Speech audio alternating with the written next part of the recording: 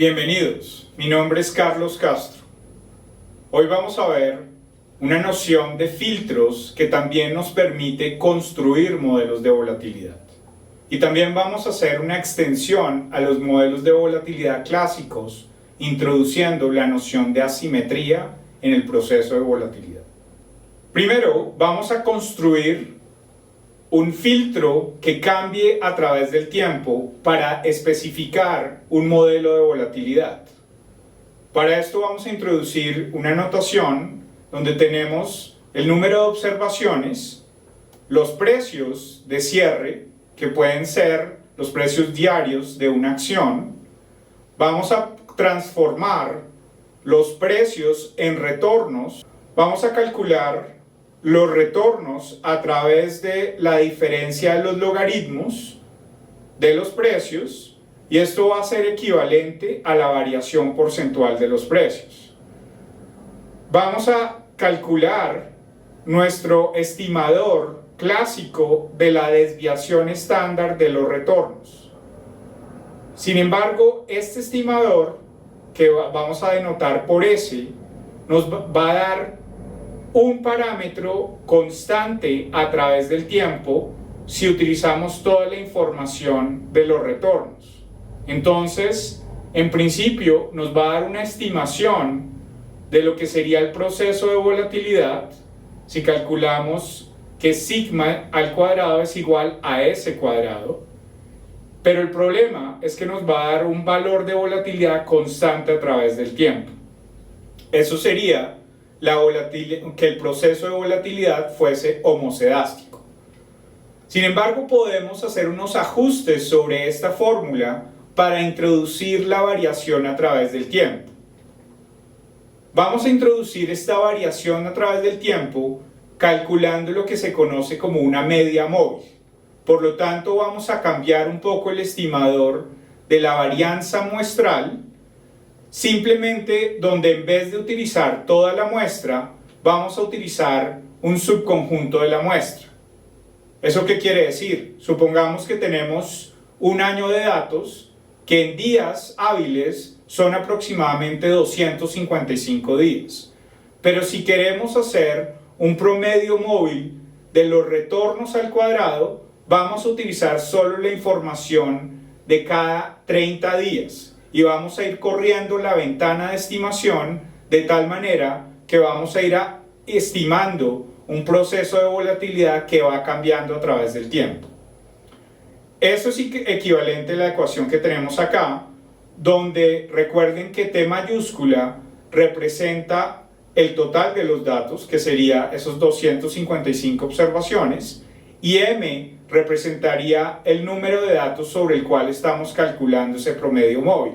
En este caso serían 20 datos, que representan los 20 días hábiles del mes.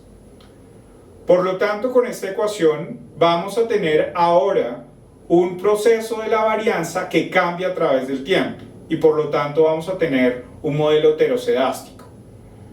Vamos a hacer una simplificación porque usualmente los retornos diarios tienen media cero. Entonces nos permite simplificar la expresión a esta segunda expresión donde vemos que el proceso de volatilidad, sigma al cuadrado, es igual a 1 sobre m por la sumatoria de los retornos al cuadrado. En este momento lo que estamos haciendo es simplemente suponiendo que el retorno promedio diario está alrededor de 0. Esto no es un supuesto equivocado para acciones muy líquidas. Aquí podemos ver que ese estimador de la volatilidad a través del tiempo está dándole el mismo peso, 1 sobre m, a esos retornos al cuadrado. Podemos hacer un ajuste sobre ese estimador para que le dé más peso a los retornos al cuadrado más recientes. Eso nos introduce una nueva expresión para esa especie de filtro que está cogiendo los retornos al cuadrado y nos los transforma en el proceso de volatilidad que no es observable. En este caso vamos a tener que esos elementos de la sumatoria ya no tienen el mismo peso para describir el proceso de volatilidad, sino que le vamos a dar un peso diferenciado para cada uno de los rezagos de los retornos al cuadrado. Ese peso diferenciado va a estar dado por alfa. Alfa, recuerden que necesitamos imponer que es mayor que 0 para garantizar que el proceso de volatilidad es estrictamente positivo. Y también vamos a hacer un supuesto de que la sumatoria de todos esos alfas van a ser iguales a 1. Esto quiere decir que esos alfas van a representar cuánto es el aporte marginal de los retornos al cuadrado pasados al proceso de estimación de la volatilidad presente. Podemos extender un poquito este modelo e introducir una noción de volatilidad de largo plazo como una especie de intercepto para esta ecuación. Aquí lo vamos a llamar BDL multiplicado por un parámetro gamma. Si introducimos esa especificación, vamos a ver ciertas analogías en este proceso de construcción de un filtro que funciona sobre los retornos al cuadrado rezagados y nos provee un estimador de la volatilidad cambiando a través del tiempo. Si nos damos cuenta, esta forma funcional que tenemos es análoga a lo que habíamos derivado anteriormente para el proceso tipo Arch. En este caso vamos a tener un Arch M, donde ese M representa el número de días de los retornos rezagados sobre los cuales estamos calculando ese promedio móvil, pero este es un promedio móvil diferente porque vamos a tener ponderadores diferentes para estos rezagos de los retornos al cuadrado. Si seguimos haciendo un supuesto adicional, por ejemplo, donde mencionamos que esos pesos alfa i van a decaer a lo largo del tiempo. Eso quiere decir que los retornos pasados más recientes tienen mayor peso en el filtro con que estamos calculando la volatilidad. ¿Cómo podemos introducir eso? Pues simplemente vamos a introducir que ese alfa i más 1 va a ser igual a un lambda multiplicado por alfa i, de tal manera que ese lambda va a estar entre 0 y 1 y lo que va a hacer es un decaimiento exponencial a los parámetros asociados a los rezagos de los retornos al cuadrado. Eso lo podemos ver si tenemos esta expresión donde nos dice que la volatilidad de hoy depende de la volatilidad del día de ayer, que sería lambda multiplicado por sigma de t menos 1 más 1 menos lambda de los retornos al cuadrado del día anterior. Aquí básicamente tenemos que la volatilidad de hoy es una combinación lineal de la volatilidad de ayer y los retornos al cuadrado de ayer, donde podemos interpretar que la volatilidad de ayer es el rezago que se transmite intertemporalmente a la volatilidad de hoy y esos retornos al cuadrado de ayer representan esa nueva información de lo observable que son los retornos. Si hacemos una sustitución recursiva de este modelo, vamos a llegar a esta última expresión donde lo que indica es que la volatilidad de hoy depende de la volatilidad rezagada, ¿sí? Pero crucialmente depende de la historia de los retornos al cuadrado pasados. Sin embargo, dado la forma de esta sustitución recursiva y por el hecho de que tenemos que el lambda está entre 0 y 1 y está elevado a la i en esta sumatoria, vamos a tener ese decaimiento exponencial, que quiere decir que los retornos al cuadrado más lejanos en el pasado tienen un menor peso que los retornos más cercanos al presente. Eso no es otra cosa que lo que se conoce como un filtro EUMA, donde EUMA lo que quiere decir es Exponentially Weighted Moving Average. Este tipo de filtros son muy utilizados en pronósticos de series de tiempo y además son bastante exitosos. Aquí estamos utilizando esta noción de esa construcción de filtro EUMA en el contexto de un proceso de volatilidad, donde cogemos lo observable, que son los retornos al cuadrado, y eso observable nos va a permitir, a través de este modelo matemático EUMA recuperar un proceso para la volatilidad. Aquí en esta gráfica vamos a ver los retornos al cuadrado que están en azul. Esto es para el Standard & Poor's 500, entonces de nuevo vemos estos periodos de alta volatilidad. Vamos a calcular la desviación estándar a lo largo de toda la muestra. No la podemos ver directamente, pero eso sería una línea recta que está alrededor de 0.06. Este era el supuesto donde teníamos un proceso homocedástico para el proceso de volatilidad. Es decir, la volatilidad es constante a través del tiempo. Pero si introducimos un modelo tipo EUMA, que sería la gráfica en rojo, vamos a ver que este proceso de tipo EUMA recoge un poco las dinámicas de la volatilidad, es decir, con periodos de volatilidad más alta y con periodos de volatilidad más baja. Entonces este modelo tipo EUMA es una manera de introducir relativamente fácil, una forma de calcular esta volatilidad que cambia a través del tiempo. El modelo tipo EUMA tiene unas grandes ventajas. Primero, no requiere ningún tipo de estimación si imponemos el parámetro lambda. Usualmente, ¿cómo se impone este tipo de parámetro?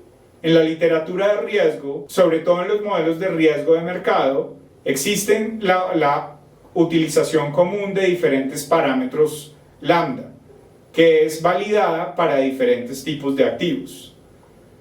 Este modelo es un modelo que nos da dos elementos importantes. Nos da una forma relativamente fácil de cuantificar la volatilidad, algo que no es directamente observable, pero además de eso, la literatura ha mostrado que tiene muy buenos desempeños de pronóstico por fuera de la muestra. Por último, también hay una equivalencia entre el modelo EUMA y los modelos Garch. No es difícil demostrar que el modelo EUMA en realidad es un modelo Garch 1.1 integrado, que es lo que se conoce como un IGARCH. Y a partir de este modelo IGARCH también tenemos una herramienta para poder estimar el parámetro lambda de los modelos EUMA. Ahora vamos a ver una extensión de los modelos clásicos de volatilidad, y esto es lo que se conoce como los modelos de volatilidad asimétrica. Pero para motivarlos, vamos a ver esta gráfica. Esta gráfica representa dos elementos. Tenemos en azul los retornos diarios del Standard & Poor's 500. Y en rojo tenemos el índice de Standard & Poor's 500. ¿Qué podemos ver de esta gráfica? Podemos ver que cuando el índice va cayendo, la volatilidad o la variación de los retornos, es decir, ese spread entre los retornos altos y los retornos bajos, se vuelve mucho más grande. Por el otro lado, en periodos donde el índice del Standard & Poor's 500 va subiendo, la volatilidad es más baja. Entonces esto quiere decir que hay un proceso de retroalimentación entre el comportamiento de los retornos y la volatilidad que no se comporta de manera simétrica.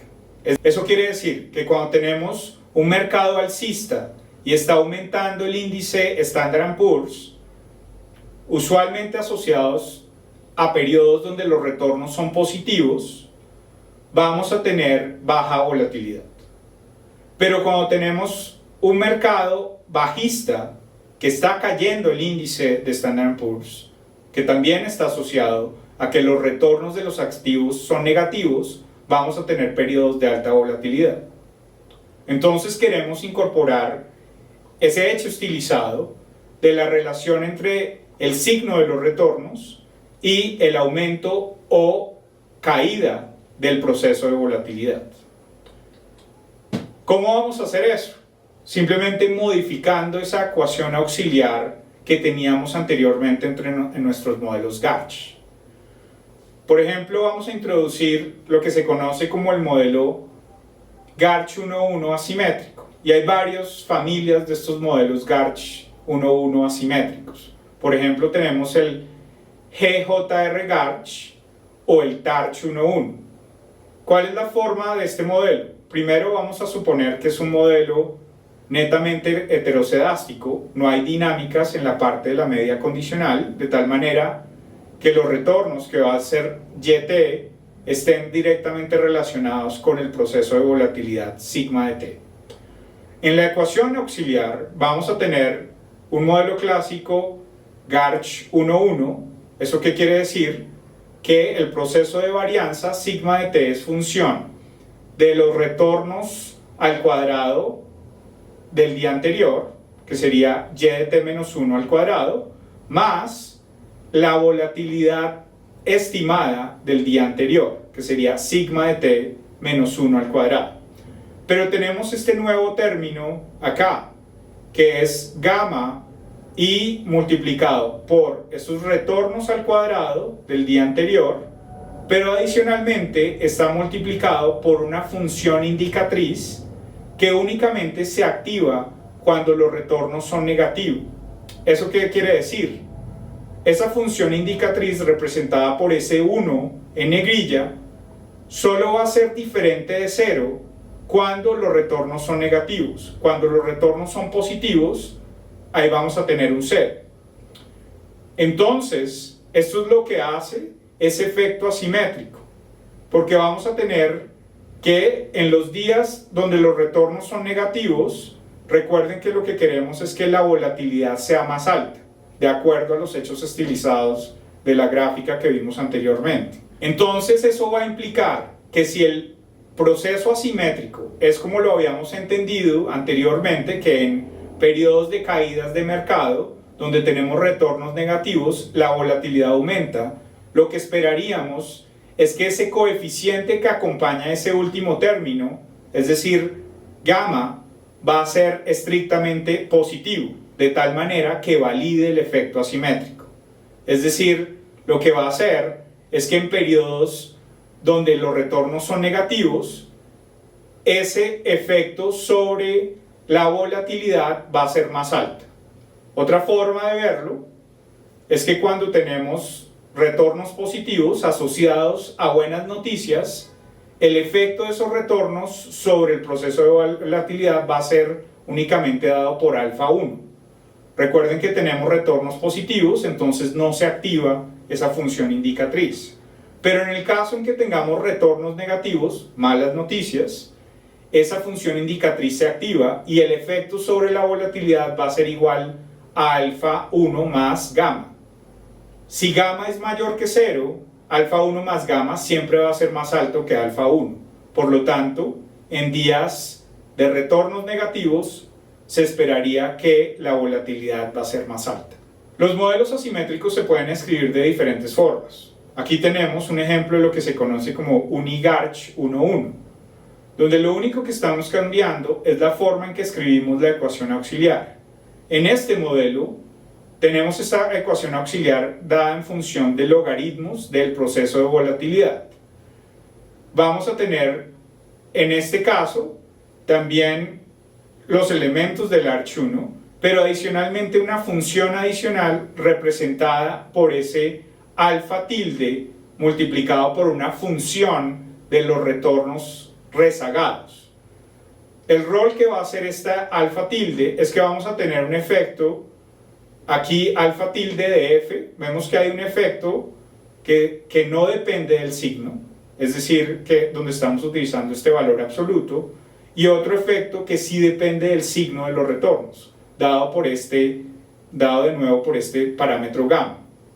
En este caso, el efecto asimétrico va a estar dado porque si gamma es negativo, ese negativo multiplicado por el negativo de los retornos va a hacer que aumente la volatilidad. ¿Cuál es la ventaja de este modelo de Garch? Que como está planteado en logaritmos, no es necesario imponer restricciones sobre los parámetros alfa y beta para garantizar que el proceso sea estrictamente positivo. Por último, vamos a ver que así como teníamos un proceso en que los retornos rezagados y el signo de estos retornos afectaba el proceso de volatilidad, también vamos a poder introducir algo análogo donde tenemos que la volatilidad afecta los retornos. Esto es lo que se conoce como un arching mean o un Garch-M. Aquí le estamos introduciendo una retroalimentación intertemporal a la media condicional, que serían los retornos en función del proceso de volatilidad.